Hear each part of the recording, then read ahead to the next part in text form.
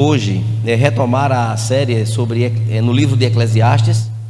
Nós demos uma parada, né, domingo passado, com a visita do nosso querido presbítero Diogo, da Igreja Presbiteriana, e hoje nós vamos retomar a nossa série, dando então continuidade a esta série riquíssima que tem nos ajudado, tem nos abençoado, tem feito com que cada um de nós possamos enxergar a vida e observar a conjuntura daquilo que nós estamos incluídos ou inseridos numa vida que é para a glória de Deus.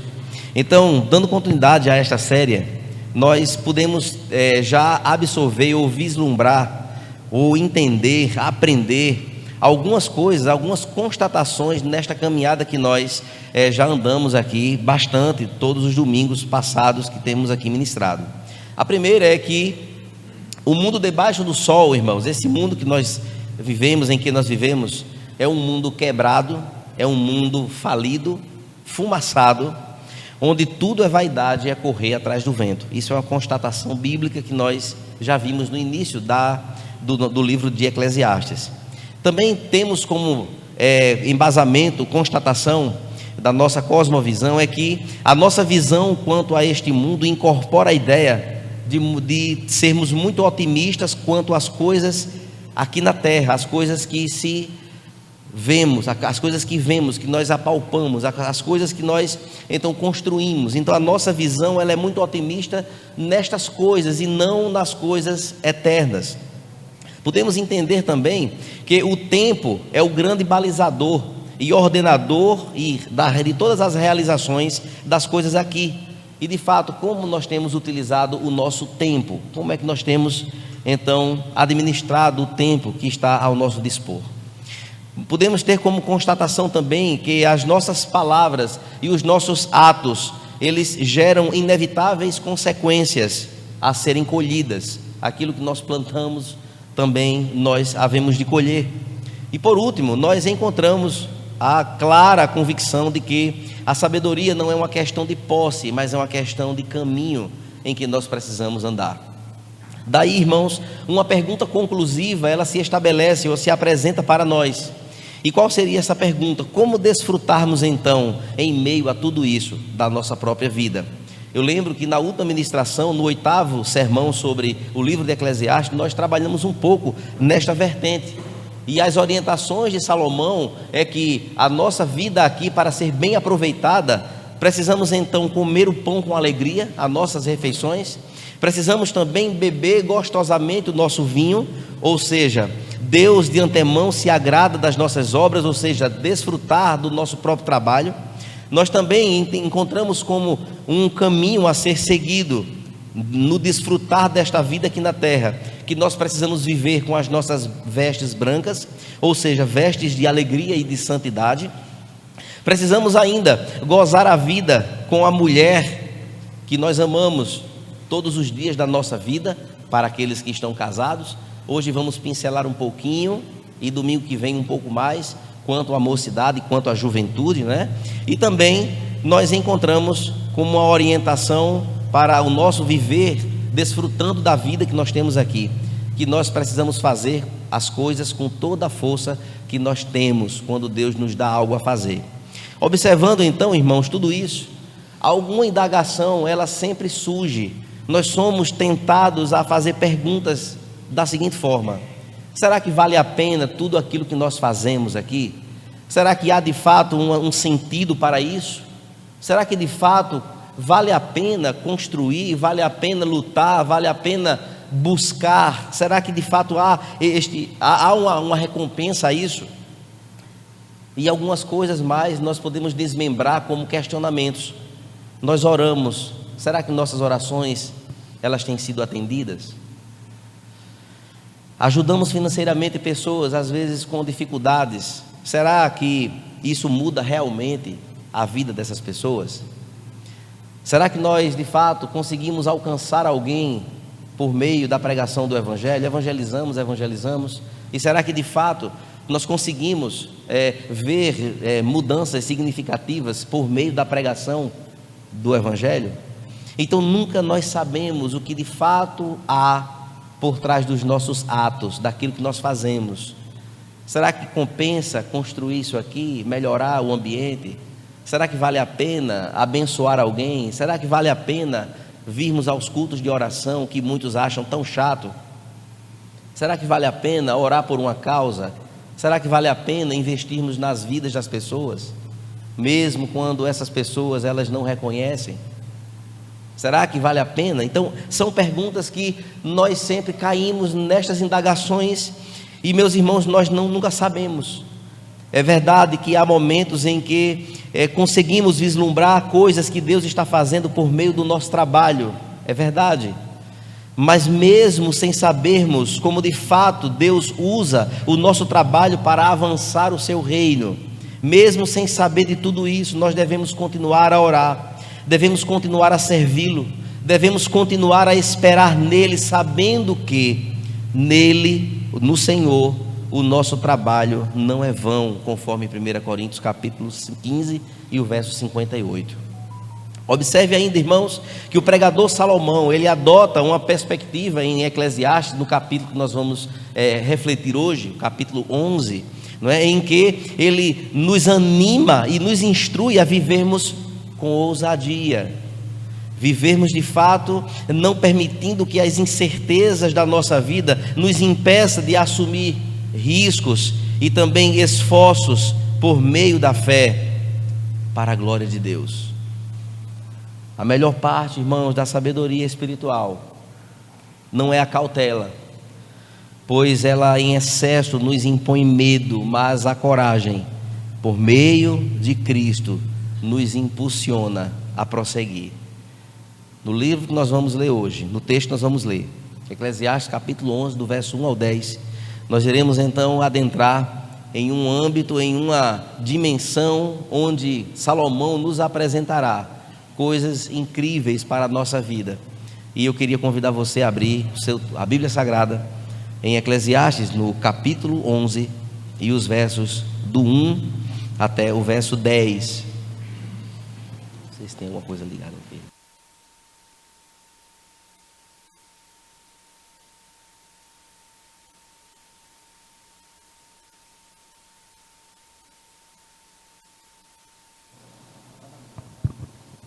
Som.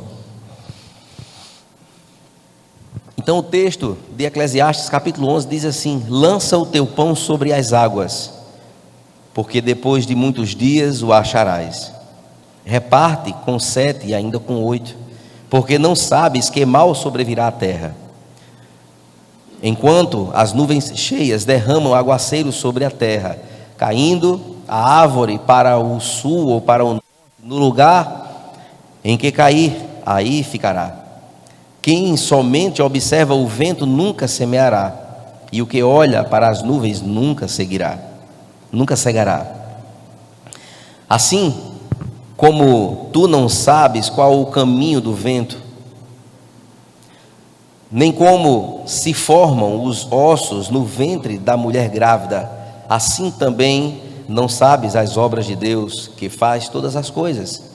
Semeia pela manhã a tua semente, e à tarde não repouses a mão, porque não sabes qual prosperará, se esta ou se aquela, ou se ambas igualmente serão boas. Doce é a luz e agradável aos olhos ver o sol. Ainda que o homem viva muitos anos, regozije-se em todos eles. Contudo, deve lembrar-se de que há dias de trevas, porque são muitos. Tudo quanto sucede é vaidade.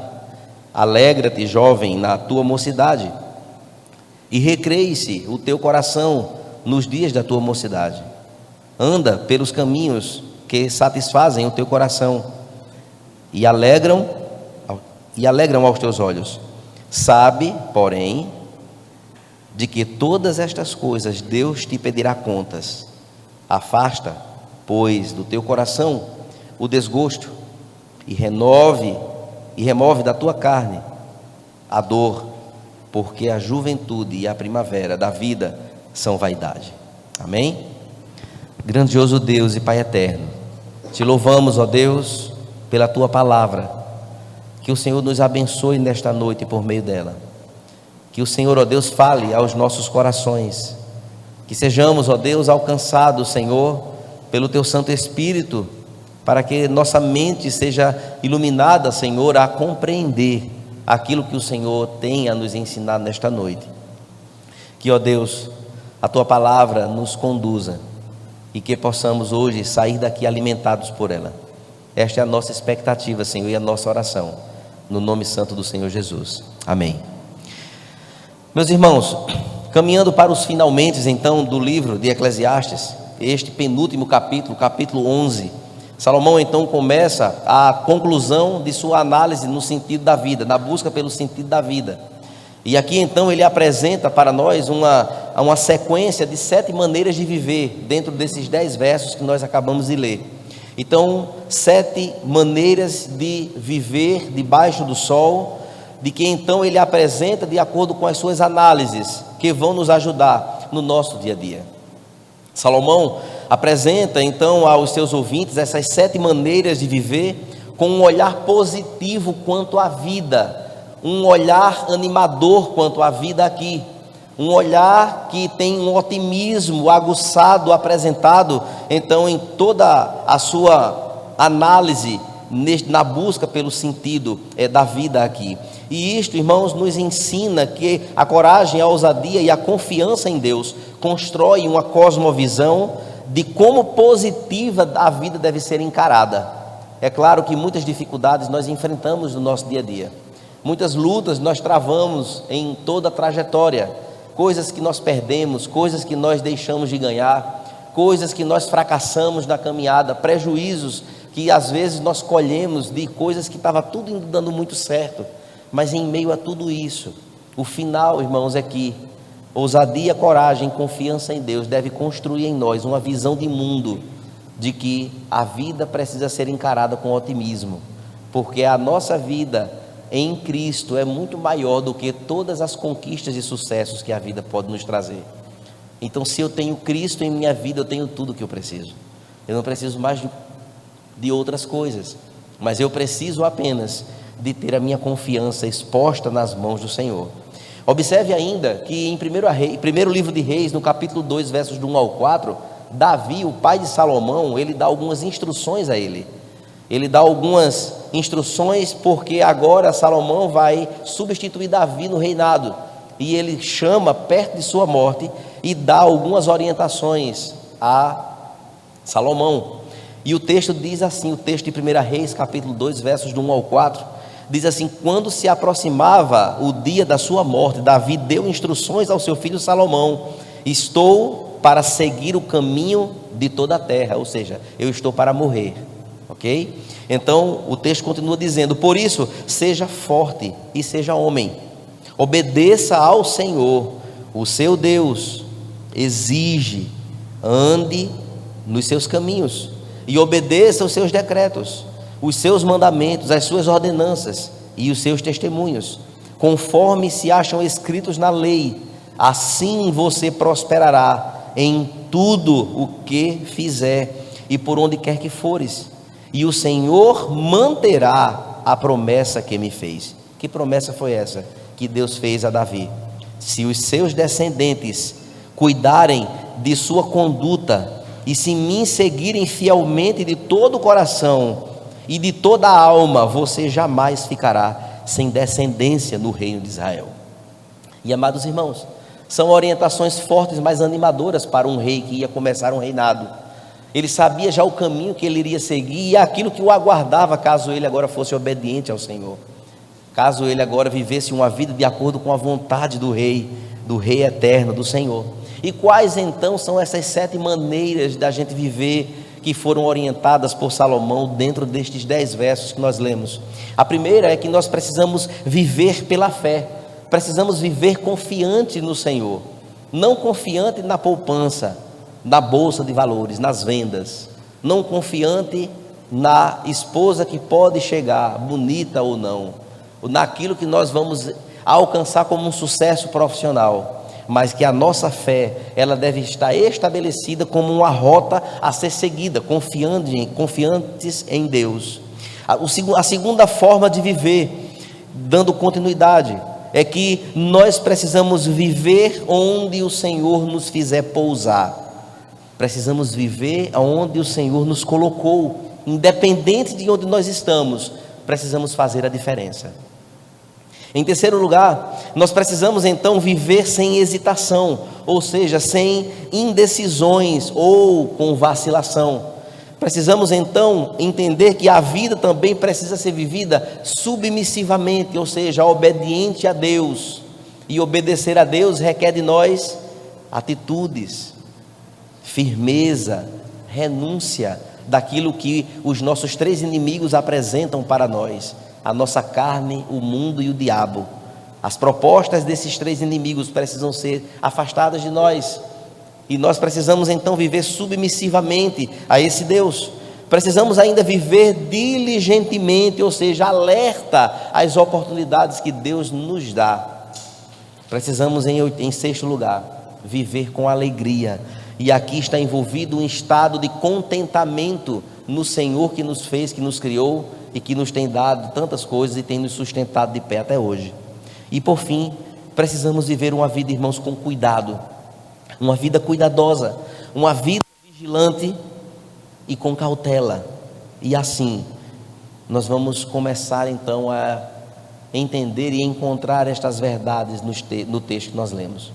Nos versículos 1 e 2, nós precisamos encontrar que viver pela fé é a condução que nós precisamos caminhar, entendendo que a fé exposta lá em Hebreus, no capítulo 11, diz que a fé é a firme certeza, é a confiança, é a convicção de coisas que eu não estou vendo. E isso é ter fé. E eu preciso viver minha vida por fé e não pelo que eu vejo. E meus irmãos, o texto diz: lança o teu pão sobre as águas, porque depois de muitos dias o acharás. Reparte com 7 e mais com 8, porque não sabes que mal sobrevirá à terra. Olhando para esses dois versos aqui, queridos, nós podemos aqui admitir que não é dois versos fáceis de interpretação por parte de muitos estudiosos da palavra. Não é um texto simples. O que seria lançar o pão sobre as águas? E depois de muitos dias nós vamos então achá-lo. É claro, se nós estamos na beira de um rio, onde águas correntes passam, e eu pego um pão e jogo nessa água, esse pão vai se desmanchar com rapidez. E onde é que eu vou achar esse pão? Então precisamos entender a filosofia, a ideia simbólica que apresenta no texto, apresentada no texto por Salomão, de que o que seria de fato lançar esse pão sobre as águas. Há também o entendimento das embarcações do comércio naquele tempo, em que a produção que era feita em um certo roçado, vamos assim dizer, era então colhida, colocava no navio, o navio ia para outras regiões longe, muito distante. Então lançar o pão é aquilo que você tinha, colocar sobre as águas, porque ia ser vendido lá no outro continente, ou na outra cidade, ou no outro país, e depois de muito tempo voltaria, você ia achar o retorno, o lucro daquilo que foi vendido. Há esse entendimento também. Mas meus irmãos, o capítulo então começa dando essas duas ordens que foram aqui colocadas. Então as ordens em si, elas são simples. Você lança o pão sobre as águas, depois você vai repartir com 7 e com 8. Mas as imagens poéticas destes versos, elas, apesar de difíceis, lançar o pão sobre as águas, e depois de muito tempo nós vamos achar. Alguns então adotam a ideia de que podemos colocar tudo isso diante da filantropia, ou seja, faça o bem às pessoas, que lá na frente o bem voltará para você. Você ajuda alguém e um dia você, quando precisar, alguém lhe ajudará. Assim diz um provérbio árabe, né, que fala justamente isso: faça uma boa ação e jogue no rio, depois que ele secar, você encontrará aquilo que você jogou. E meus irmãos, o que de fato nós temos como entendimento bíblico que possa respaldar esta ideia? Será que seria com palavras do próprio Cristo em Lucas capítulo 6, verso 38, quando diz assim: outros, olhando então para esse texto, viram nas palavras de Jesus dizendo: dai e dá-se-vos-á, boa medida, recalcada, sacudida, transbordante, generosamente vos darão. Ou seja, você vai dar, e lá na frente alguém vai lhe ajudar. São palavras do próprio Cristo no livro de Lucas capítulo 6, verso 38.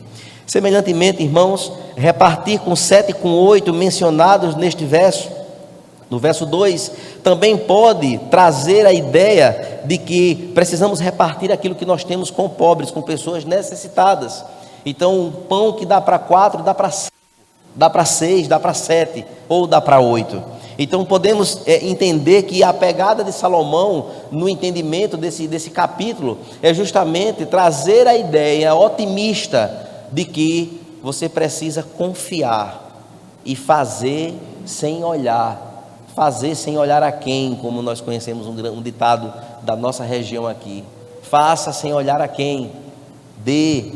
Você vai lançar o pão sobre as águas e depois de muitos dias você vai achar. E aqui, meus irmãos, o pregador nos convida a tratar de negócios espirituais, porque a tônica de Salomão, como agora o pregador que prega ao seu povo, é de fato encontrar um sentido para a vida, para que então os seus ouvintes sejam orientados a ter esta vida sendo bem vivida aqui debaixo do sol. Mas observe, irmãos, no nosso tempo então, em que nós temos aqui, olhando agora espiritualmente a ideia desses dois versos, ele começa então podemos fazer algumas pontuações com aquilo que nós fazemos no reino do Senhor. Eu não vou falar mais de aspectos comerciais, mas eu vou falar agora de aspectos espirituais. O que seria lançar o pão sobre as águas? Tem muito a ver com o nosso tempo que Deus nos deu. Tem muito a ver com o nosso talento que Deus também nos deu. Também tem a ver com o nosso tesouro que jamais se perde, a salvação em Cristo Jesus. Então, diante de tudo isso, nós, se quisermos as bênçãos que Deus ama a nos dar, nos abençoar, precisamos, irmãos, exercitar a nossa fé. E aqui algumas indagações se colocam. Qual é a garantia que nós temos de que sairmos daqui e irmos para o sertão evangelizar, nós vamos alcançar pessoas? Qual é a garantia que nós temos? Nenhuma.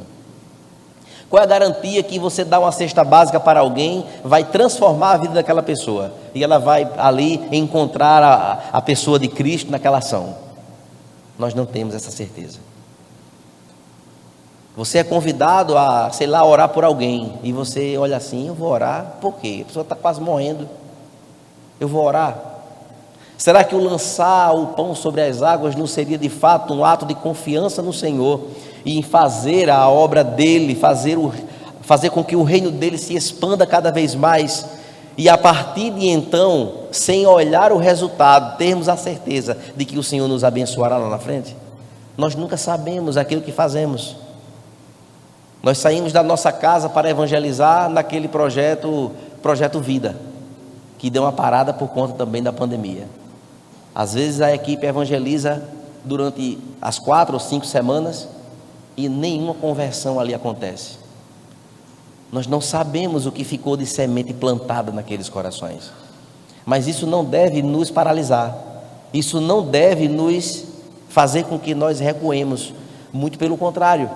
O incentivo de Salomão é: lance o pão sobre as águas. Faça o que você tem de fazer. Deus lhe trouxe até aqui para fazer algo. Faça. Tenha coragem, tenha ânimo. Não aguarde o resultado. Depois de muito tempo, você vai achar. E meus irmãos, quantas coisas e testemunhos temos visto de pessoas que fazem justamente, que adotam essa postura em suas vidas. Qual é a garantia que ao ensinar o filhinho pequeno em casa, qual é a garantia que nós temos que ele de fato será uma pessoa de bem? Tem tudo para ser, mas nós temos essa garantia? Nós não temos. Se fosse assim, filhos de pastores e mundo afora, nenhum vivia desviado ou longe dos caminhos do Senhor. Então garantias nós não temos. Uma certa vez, irmãos, uma pessoa que era evangelista, que evangelizava constantemente, evangelizava, foi acometido de uma enfermidade e ficou numa cadeira de rodas. E essa pessoa agora não podia mais descer as escadarias do seu prédio para fazer o que ele costumava fazer. E aí, ele agora ficava no seu apartamento lá no 8º andar, numa cadeira de rodas, agora ali, sem poder fazer o que ele tanto queria. Então ele pediu um pacote de literaturas, com o carimbo da igreja, carimbadazinha, todas elas.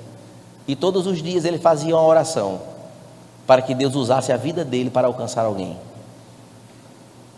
E aí todo dia, quando ele terminava de orar, ele pegava uma literatura e jogava pela janela. Qual é a probabilidade de alguém conhecer Jesus por meio de uma atitude dessa? De 0 a 10, talvez menos de 0. É muito pequena. Mas um dia havia festa na igreja e os irmãos se juntaram e disseram: vamos levar o irmãozinho da cadeira de roda para a igreja, porque já faz meses que ele não vem, que ele não tem como descer. E ao chegar lá, ele encontra uma pessoa dando um testemunho que passou na rua tal, no dia tal, que era a rua dele. E ele viu quando um papelzinho caiu aqui, ó. E quando ele pegou aquele papel, era uma literatura. E ele estava entregando a sua vida a Jesus naquele dia. Fruto de quê? De alguém que lançou o pão sobre as águas. Isso para mim, para você, é um puxão de orelha, porque nós temos saúde, pulamos daqui para baixo, de baixo para cima, subimos aqui em cima para fazer tantas coisas. E nós temos, qual é o pão que nós temos lançado? Nós temos lançado o pão sobre as águas de fato? Será que nós temos tido essa postura, esse entendimento de que todas as minhas ações, elas de forma inevitável redundará em algo que o Senhor está fazendo por meio das nossas ações? Então, meus irmãos, Ele nos traz de fato uma palavra de ânimo. Faça, se Deus lhe chamou para fazer, se Ele confiou nas suas mãos um tal departamento, uma função, algo a fazer no reino, faça com toda a sua força, lance o pão sobre as águas. E é uma atitude de fé. Quer ver uma coisa interessante? Como estava o coração da mãe de Moisés quando pegou Moisés e botou no cesto e deixou a água levar? Não estou dizendo que Moisés é o pão, mas a confiança em Deus, de que só um milagre para poder poupar a vida de Moisés, depois que aquela correnteza pegou aquele cesto com aquela criança dentro descendo. E o Senhor providenciou o resgate de Moisés, e Moisés foi quem foi, por um ato de confiança. Então aquilo que nós fazemos, irmãos, há propósitos estabelecidos, haverá retorno, não sei quando, não sei como, mas Deus manda que eu e você lancemos o pão sobre as águas. Amém? Queridos amados, a partir do verso 3, Salomão então ele traz a ideia de que nós precisamos viver bem aonde nós estamos, aonde nós pousamos.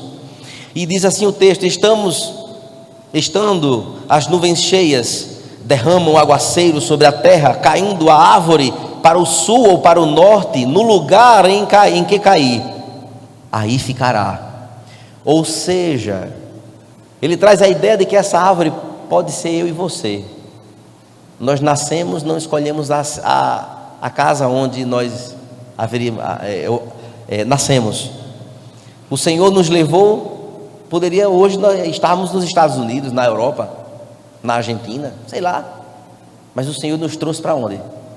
Valentina, Mangabeira, Bancários, aqui, a nossa região aqui. O Senhor nos colocou aqui. O Senhor te colocou na cidade onde Ele queria que você estivesse.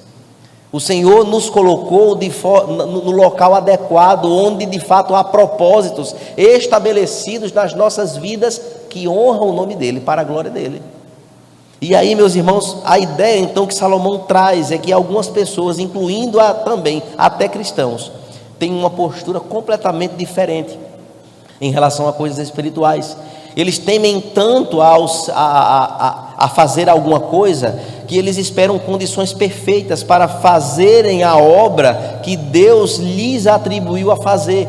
E observe que às vezes acabam esperando para sempre. acabam esperando para sempre algo acontecer para que então as coisas aconteçam.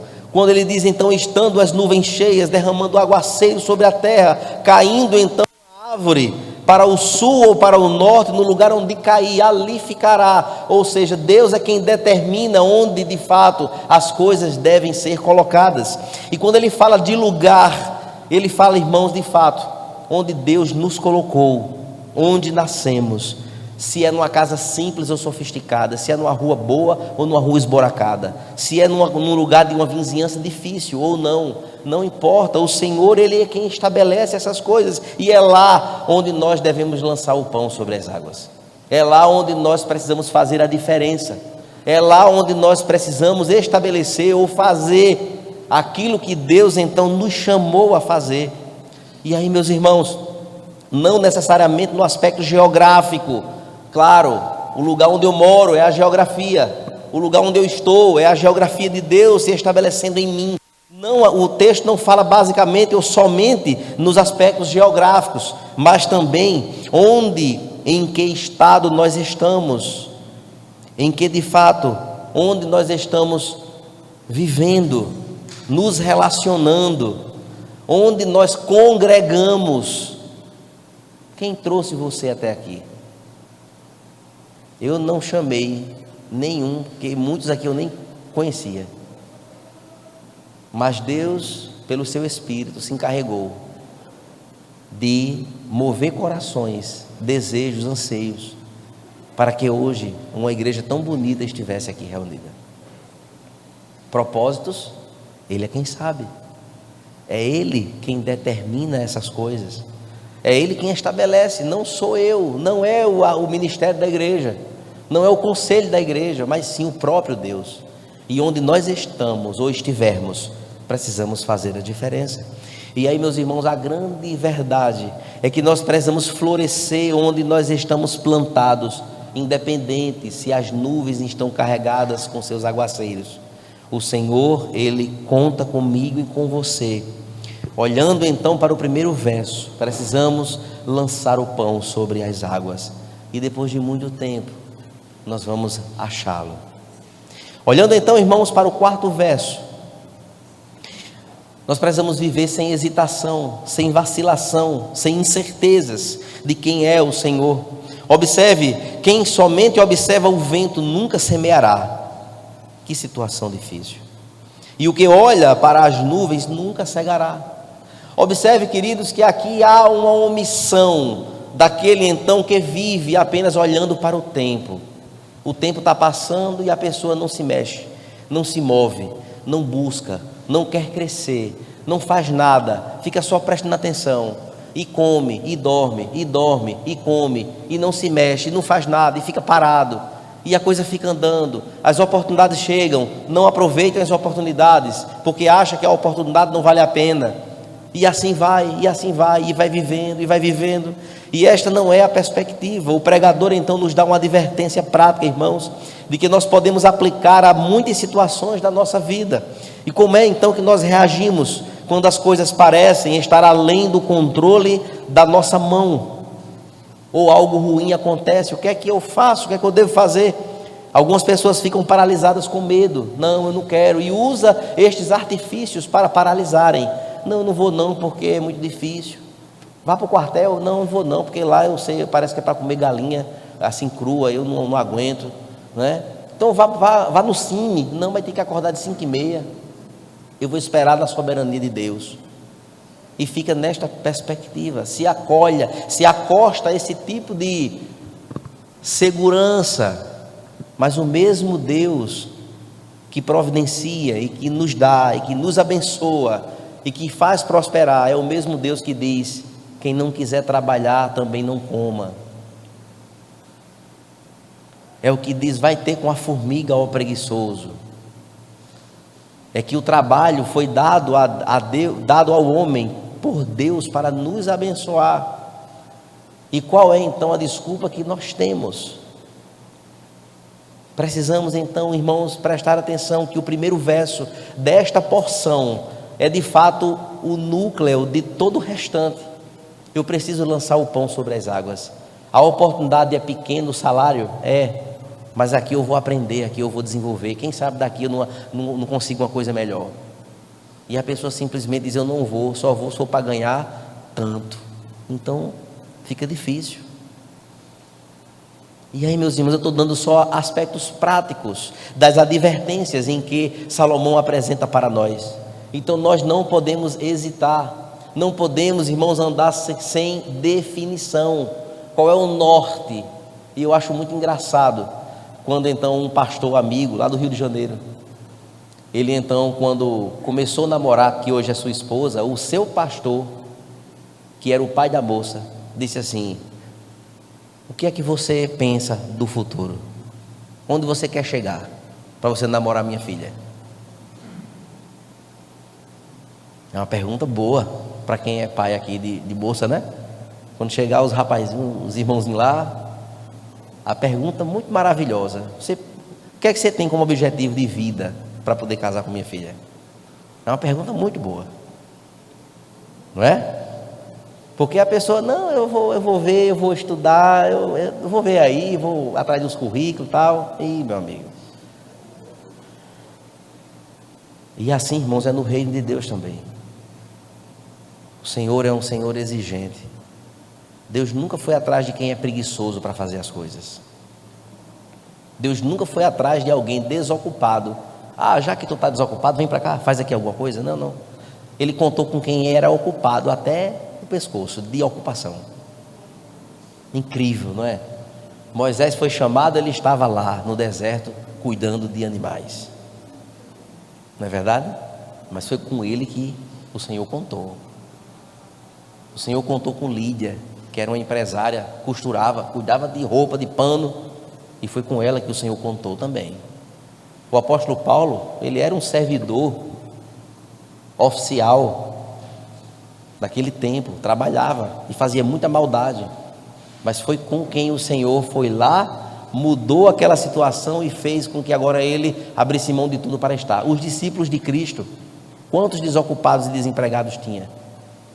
Eram todos trabalhadores, empregados, e tinham suas convicções naquilo que faziam, e foram chamados então para agora servir ao Senhor, segui-lo, e foram sem duvidar, sem hesitação. A palavra de Deus diz que o Senhor Jesus disse: solta as redes, que eu vou fazer de vocês agora pescadores de homens. E a coisa começou a andar, começou a funcionar. E meus irmãos, observe quão profundas são essas convicções, estes caminhos, estas formas de viver, que nos abençoa e nos desperta, para que nós tenhamos uma condução que honre a Deus. Aqui está a vontade do Senhor para a minha e para a sua vida. Observe ainda, irmãos, que se há riscos em tudo, é melhor fracassar na tentativa do que aguardar aquilo que nunca acontecerá. Então, se há risco em tudo, se eu for na oportunidade, vai haver risco? Vai. E se eu ficar, vai ter risco? Vai. Então é melhor a gente tentar e confiar no Senhor responsavelmente. Observe ainda, irmãos, que o verso 5, ele aponta que nós precisamos viver uma vida submissivamente, uma vida em obediência a Deus. E olha só a inteligência de Salomão, quando ele escreve o quinto verso desse texto, quando diz: assim como tu não sabes qual o caminho do vento, nem como se formam os ossos no ventre da mulher grávida, assim também tu não sabes as obras as obras de Deus que faz todas as coisas. Aqui, de fato, ele coloca o homem no seu lugar, dizendo: olha, você não sabe os mistérios das coisas, você não conhece, você precisa de fato lançar o pão sobre as águas, e depois de muito tempo, creia nisso. Você precisa entender que, de fato, Deus é quem é soberano e sabe de todas as coisas, infinitamente. Você não sabe de onde o vento vem, realmente nós não sabemos. Como é então que nasce uma criança no ventre de uma mãe, a formação dos ossos? É algo fantástico, maravilhoso. É uma ciência que o Senhor estabelece. E como é que o ser humano se forma por células, daqui a pouco osso, músculos, pele, cabelo, olho, inteligência. se estabelece no ventre da mãe. Salomão, ele traz de fato esta idealização profunda e filosófica, para que de fato então ele possa trazer a mensagem de que, olha, você não tem outro caminho a não ser a submissão ao Senhor. Você precisa de fato entender que você não conhece de nada, meu filhinho. Você não sabe. Foi o que Deus falou para Jó naquele episódio do sofrimento dele. Onde era que você estava, Jó, quando eu lancei as bases na terra? Me diga aí, quando foi? Você estava onde? Em outras palavras, você não é nada, meu filho. Se não for por mim, você não é nada. E aqui a grande sabedoria de Salomão, dada pelo próprio Deus, traz a ideia de que nós não temos outro caminho a não ser a submissão a Ele, a nos curvarmos à sabedoria deste Deus tremendo. Que de fato eu preciso me recolher da minha insignificância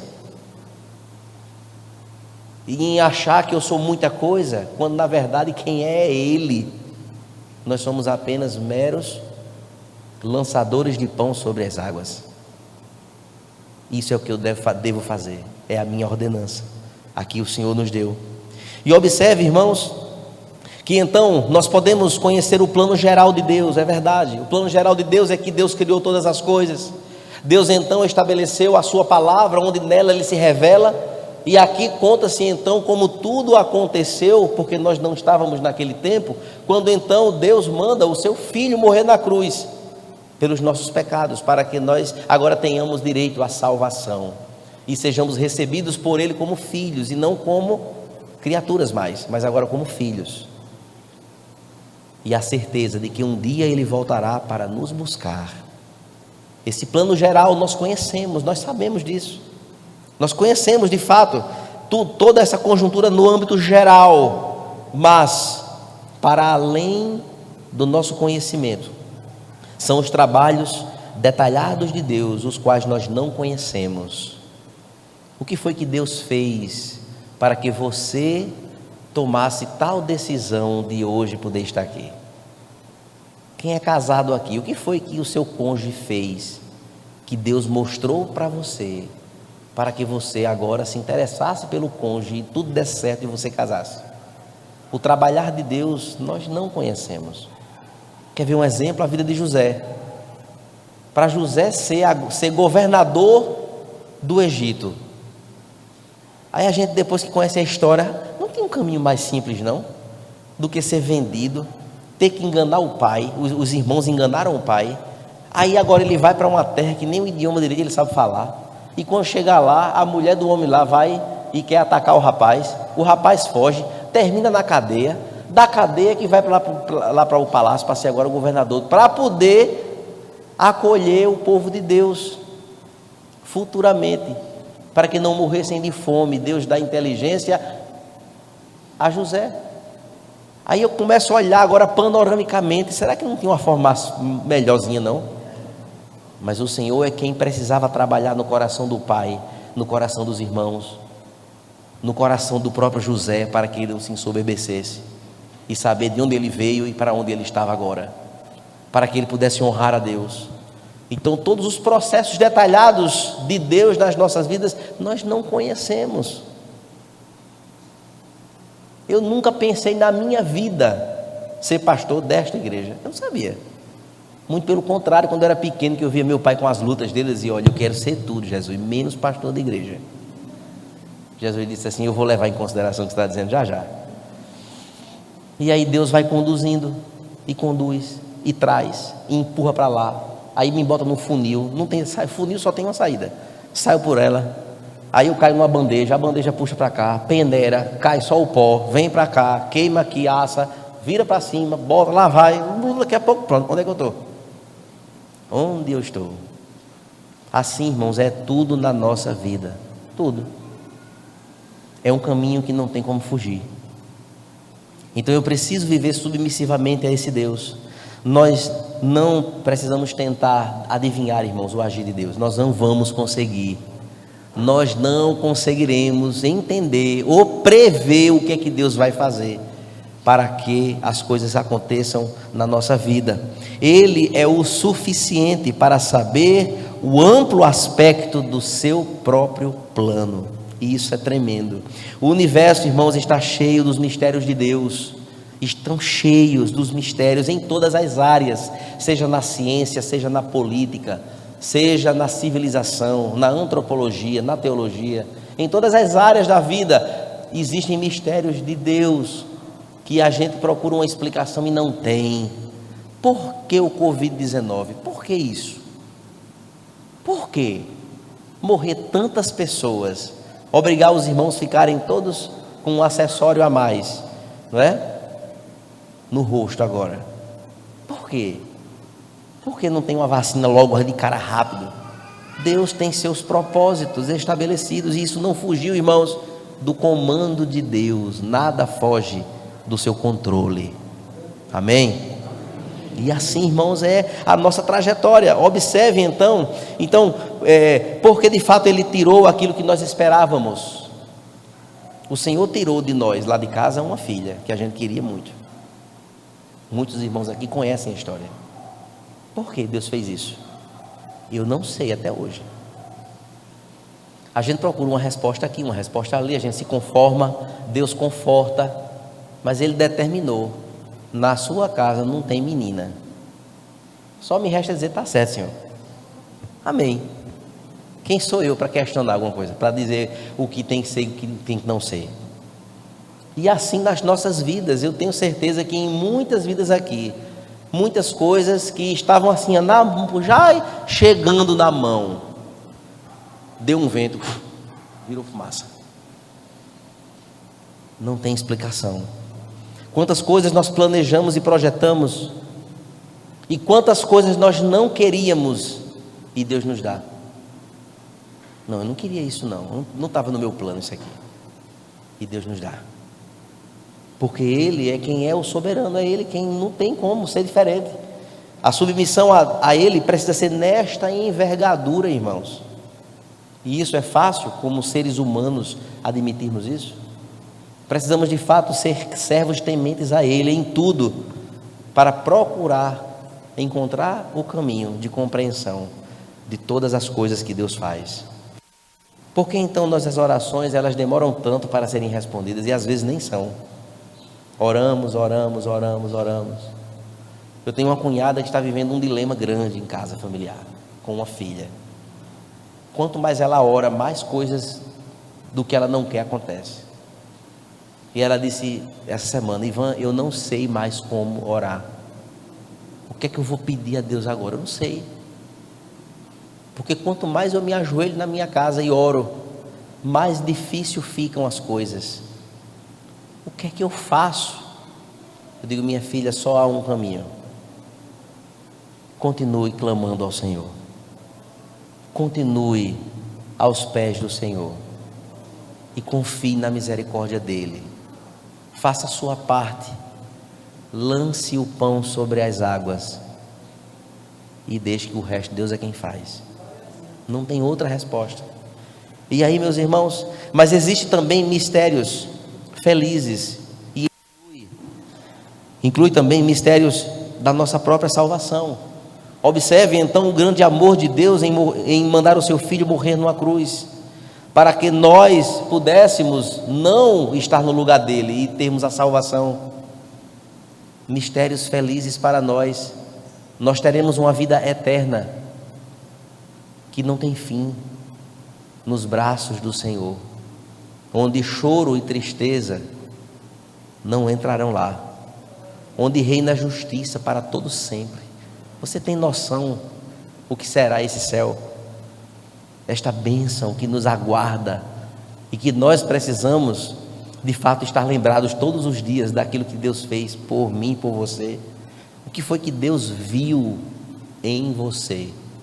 O que Deus viu em mim para dizer: esse camarada aí, esta jovem, esta senhora, esta criança, esse povo aí eu quero para mim. E Ele usa os seus meios para nos arrebanhar para Ele. Meu Deus, que mistério é esse? Motivo de alegria no nosso coração. de dizer assim: Senhor, apesar de tudo, mas eu tenho o seu amor, eu tenho o seu cuidado, o seu zelo sobre mim. Que privilégio poder então desfrutar disso. Mistérios então, irmãos, de por que Deus escolheu justamente nós para crer nele. Por que Deus nos escolheu para introjetar em nós fé, para crer que a palavra é a palavra de Deus. Mistérios do Senhor. Não há explicações em livro nenhum. Nós só entendemos que assim foi, e que bênção para nós. Como de fato o Espírito Santo nos capacitou para ler a Escritura e entender o que ela está nos ensinando. São coisas, irmãos, maravilhosas para nós, são mistérios de fato. E não há, irmãos, outro caminho que não seja o caminho de sermos submissos ao Senhor. Sofreremos menos, usufruiremos mais da parte do Senhor. Mas no verso 6, irmãos, ele diz que nós precisamos viver diligentemente. Quando ele diz: olha, semeia pela manhã a tua semente, e à tarde não repousa a mão, porque não sabes qual prosperará, se esta, se aquela, ou se ambas igualmente serão boas. Aqui então ele traz a ideia, queridos, de que há uma ordem final: semeia pela manhã a tua semente. Algumas pessoas usam de fato o caminho misterioso de Deus como desculpa para desistir do trabalho e de reter de fato o seu testemunho. Se Deus é soberano sobre tudo no universo, incluindo tudo o que acontecerá no futuro, por que então se importar com qualquer coisa? E esta é a ideia de quem é preguiçoso. Eu preciso de fato semear, preciso de fato confiar, preciso de fato aguardar e esperar no Senhor que as coisas de fato respondam para nós, satisfatoriamente ou não, o retorno, o resultado. Então eu preciso ter diligência, eu preciso ter cuidado, eu preciso ter de fato a maturidade de que a minha vida deve ser conduzida de acordo com a confiança no Senhor e fazendo, trabalhando, assim como Ele mesmo fez. O Senhor Jesus, Ele pregava em todas as aldeias, nos lugares, nas cidades, vilarejos. Será que todos se converteram que ouviram a voz dEle? Claro que não, mas o Senhor tinha seus propósitos. Ele então semeou a semente e agora Ele aguarda. Lembra da parábola do semeador? O semeador, ele sai para semear. Existem sementes que vão cair em meio aos espinhos, mas os espinhos sufocarão. Há aquelas sementes que caem na beira do caminho, as aves vêm e comerão a semente. Mas tem outras que cairão em lugares pedregosos, não tem como ter enraizamento. Mas existe a semente que ao semear do semeador cairá em terra fértil. Essa florescerá. E esta é a ordenança. A diligência então traz a ideia do autor, que se resume ao trabalho material, mas que trata de um ponto espiritual também. De que forma nós precisamos então ter esta ideia, esta convicção em nossa mente, de que nós não podemos ficar parados, irmãos, e sim trabalharmos para o Senhor. Isso é tão sério que quando a gente traz isto para dentro da nossa própria casa, a gente às vezes desvaloriza lavar os pratos. Mas lavar os pratos é uma grande aula para quem vai lavar os pratos. Quando a mulher diz assim: meu filho, com o marido, eu estou tão ocupada, lave ali os pratos, ele vai estar cooperando com os serviços da casa. Ele vai ver o resultado do seu trabalho em ver agora a louça limpinha. E ele deve fazer isso com todo zelo para não ficar gorduroso os utensílios. Ele também agora vai entender que aquela atitude vai agradar o coração da esposa. Não é verdade? Maridos, vamos lavar os pratos, para a gente exercitar isso aqui. Ok? E ainda, nós vamos exercer a paciência, porque o homem não tem muita paciência. E quando é aquela pia que tem assim, alguns pratos, e panelas e caldeirões. Que o homem passa ali 40 minutos lavando ali aqueles pratos ali, e ele dizendo: eu podia estar assistindo meu jogo de futebol, estou aqui lavando prato. É o exercício da paciência.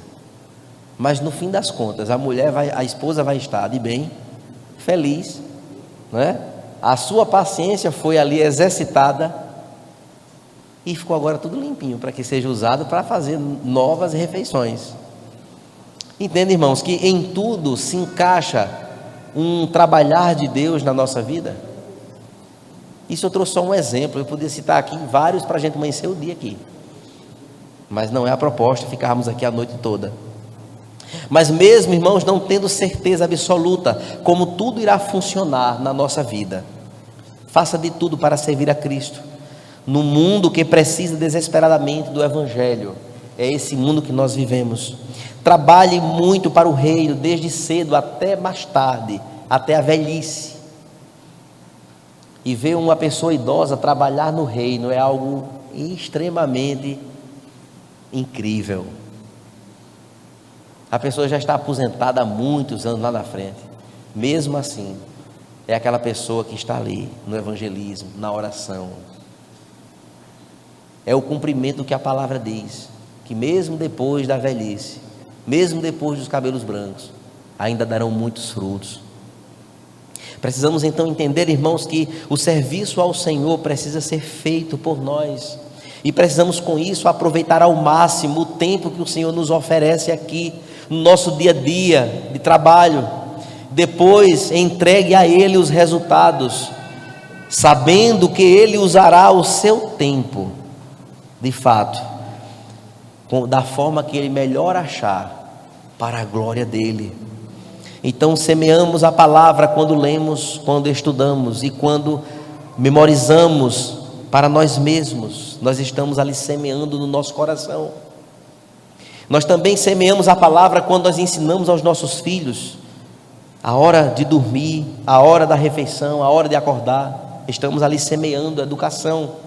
Semeamos a palavra também quando nós damos uma Bíblia a alguém que de fato vai ler. Há uma possibilidade da pessoa ler um livro quando ganha. Pelo menos essa é a nossa expectativa de quem dá um livro como esse. E usar então versículos simples da Bíblia para um amigo que precisa conhecer a Cristo.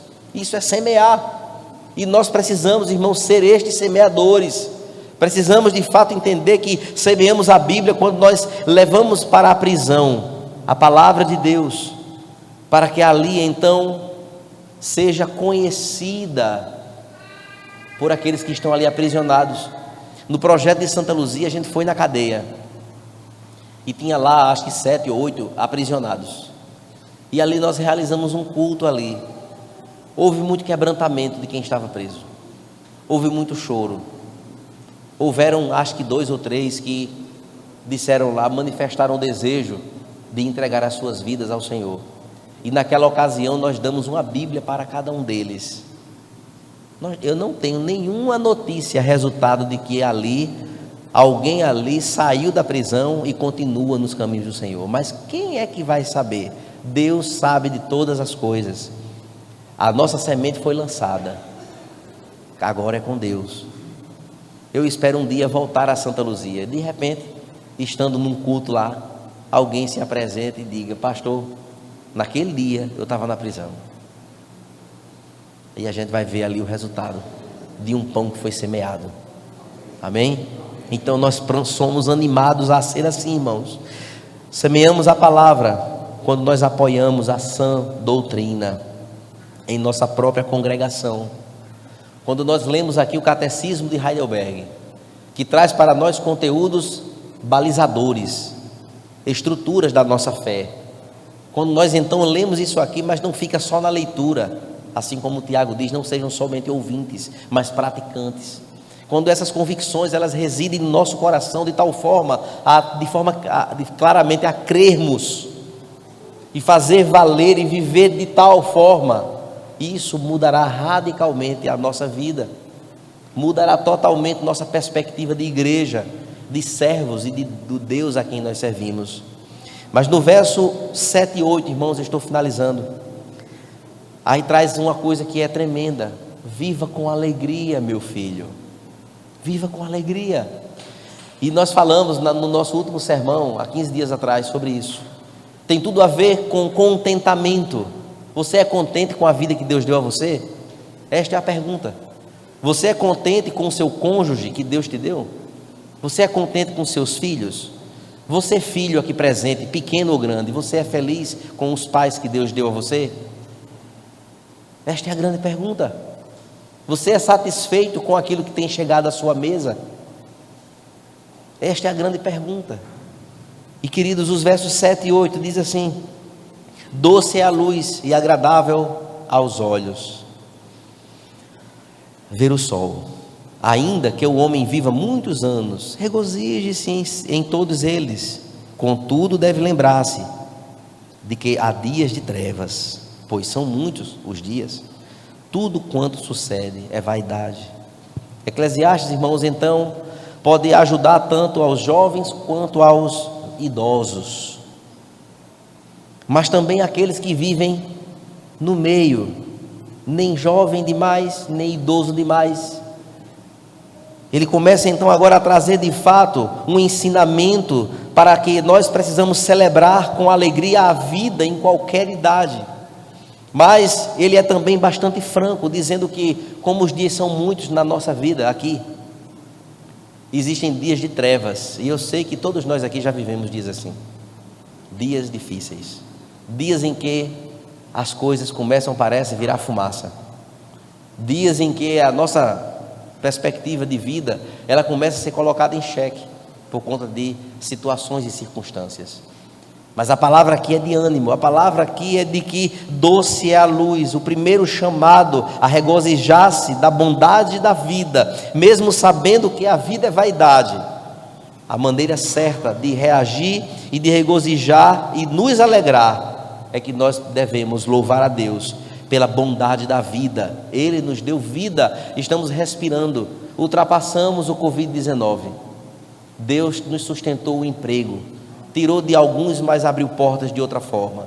O Senhor tem nos sustentado com saúde.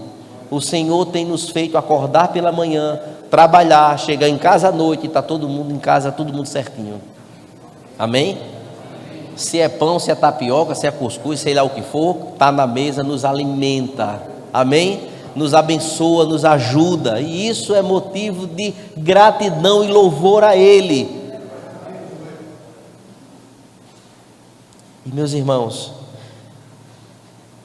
mas mesmo quando nos regozijamos, precisamos lembrar que a vida inclui mais do que a doçura e luz. Algo que Salomão nunca nos deixa esquecer. Se vivemos muitos anos, ele diz, devemos nos lembrar que há dias de trevas, porque eles são muitos.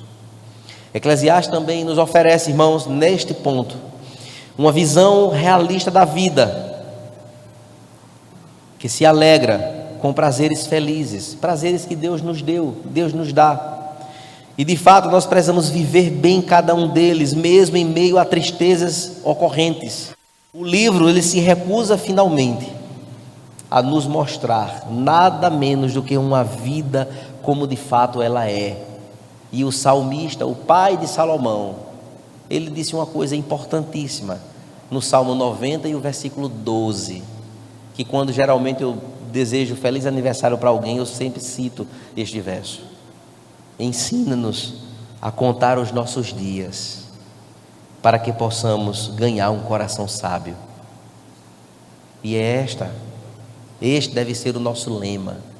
Que o Senhor nos ajude, irmãos, que o Senhor faça-nos viver os nossos dias alegremente, satisfeitos nele, confiantes nele, semeando o nosso pão, que aí inclui o nosso tempo, as nossas forças, o nosso empenho, nossa inteligência.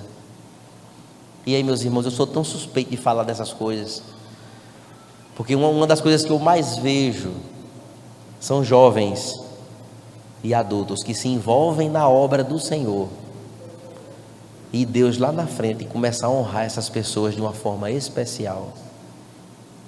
Eu já vi muito isso acontecer. Porque Deus é um Deus que cuida de nós, e Ele sonda o que nos motiva a viver para Ele. E aqui, nessa reforma aqui, teve um irmão que estava desempregado, mas esse irmão, ele deu um gás aqui grande, trabalhou, ele vinha para cá, fazia uns bicos por aí, não passou acho que 2 semanas ou 3, ele chegou e disse: pastor, deixa eu lhe dizer um negócio. O que foi? Rapaz, apareceu um emprego para mim. Glória a Deus. Eu não estou dizendo que foi porque ele trabalhou aqui, mas tem tudo a ver com o cuidado de Deus, quando nós temos o nosso coração para honrá-lo, para agradar a Ele. Amém? Quarta-feira, no culto de oração, eu falei de outra situação, que uma mentira queria sugar a fé e a confiança de um jovem dessa igreja, quando dizia assim: você está sem trabalho, você vai ganhar X, mas você tem que dizer que mora em tal lugar. E ele disse: eu não vou mentir. Tu vai recusar? Vou. Já está recusado. Não conta comigo com isso. Eu preciso, mas para mentir eu não vou. Passou o tempo.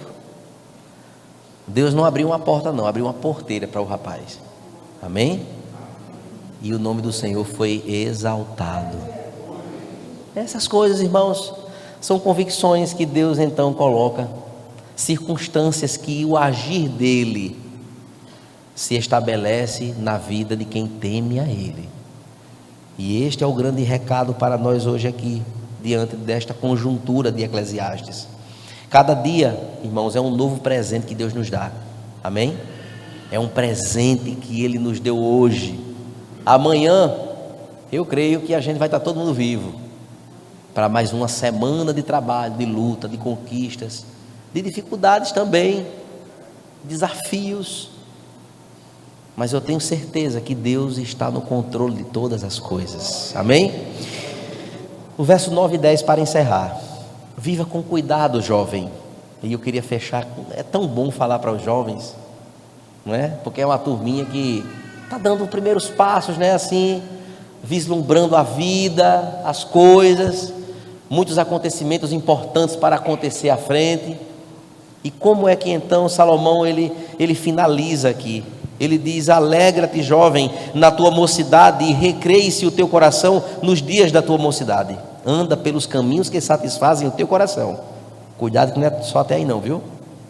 E que também agrada os teus olhos. Sabe, porém, o detalhe é aqui, que todas estas coisas Deus te pedirá contas, ok?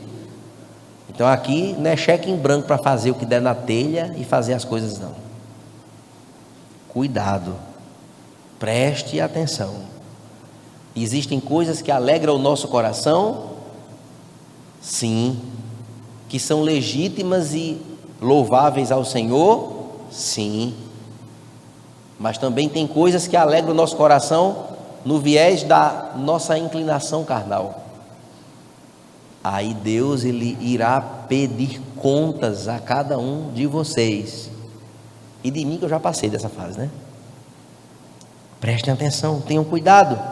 E aí, meus irmãos, nós encontramos nesses 2 últimos versos uma menção aos jovens, dando início a uma sequência que romperá o capítulo 11 e adentrará no capítulo 12, falando sobre a juventude. E adentrará então trazendo um convite ao equilíbrio de que nós precisamos viver cuidadosamente na nossa vida. Nossa vida precisa viver em equilíbrio, fazendo aquilo que de fato honra a Deus, nos prazeres em que Ele nos concedeu a viver, com cuidado, com zelo, com toda a visão aberta, todos os olhos prestando atenção, se aquilo que eu estou fazendo honra a Deus ou desonra a Deus. E meus irmãos, no entanto, mais uma vez o pregador Salomão, ele traz de fato esse cuidado.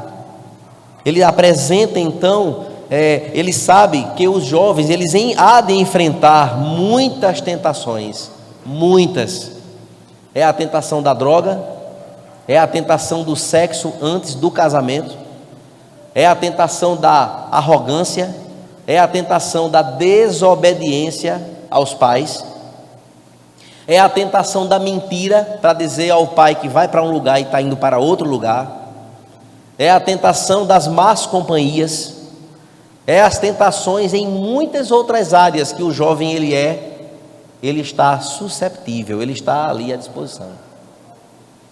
E qual é então o cuidado de Salomão ao ver uma juventude que neste tempo aqui já merecia todo um cuidado? Imagine hoje, com os acessos facilitados de internet e de tantas outras coisas.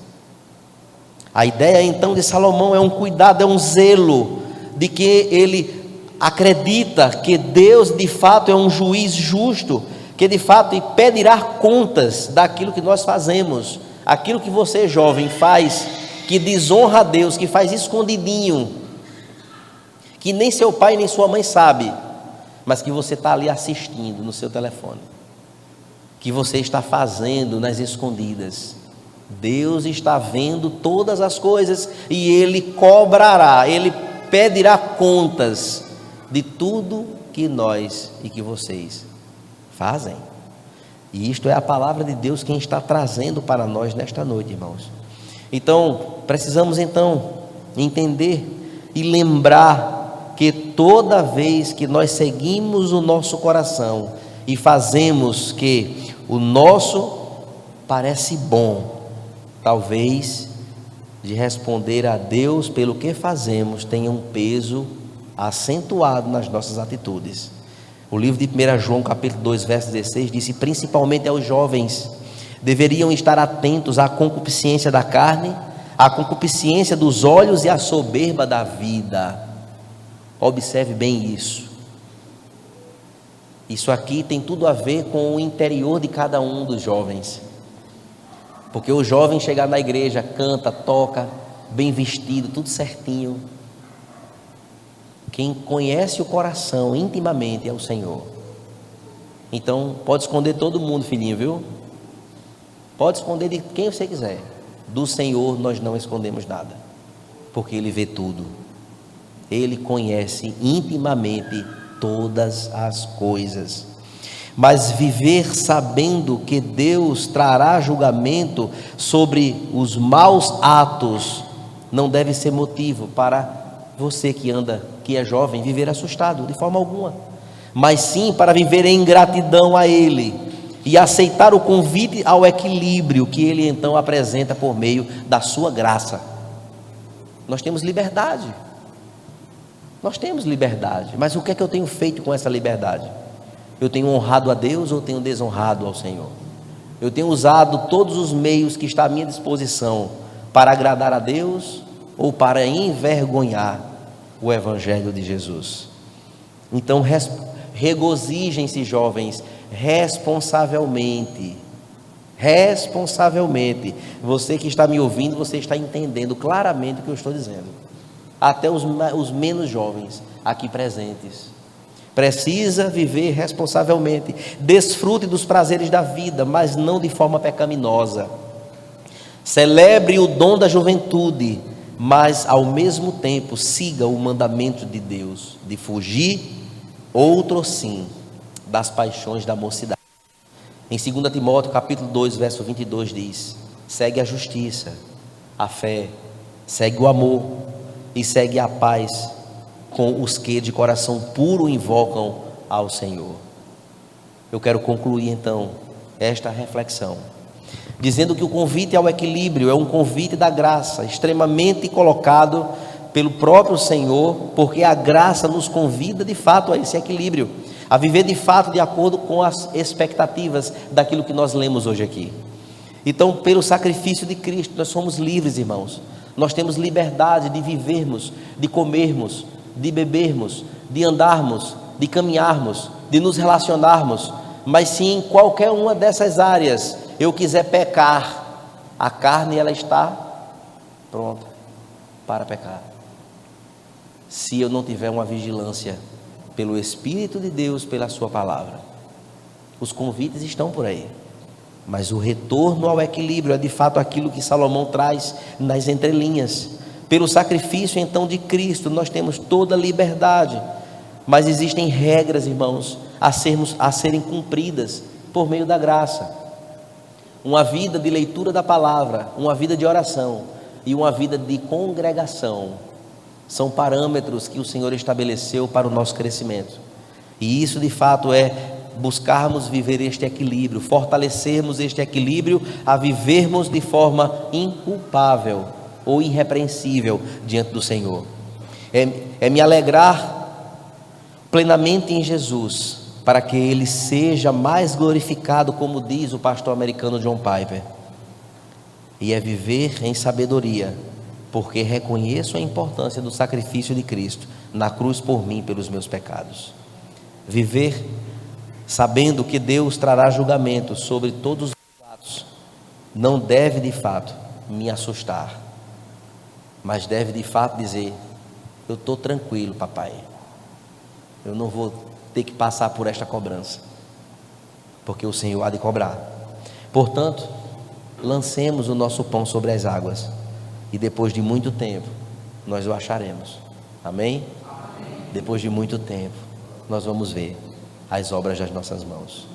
Vamos ficar de pé e vamos orar ao Senhor?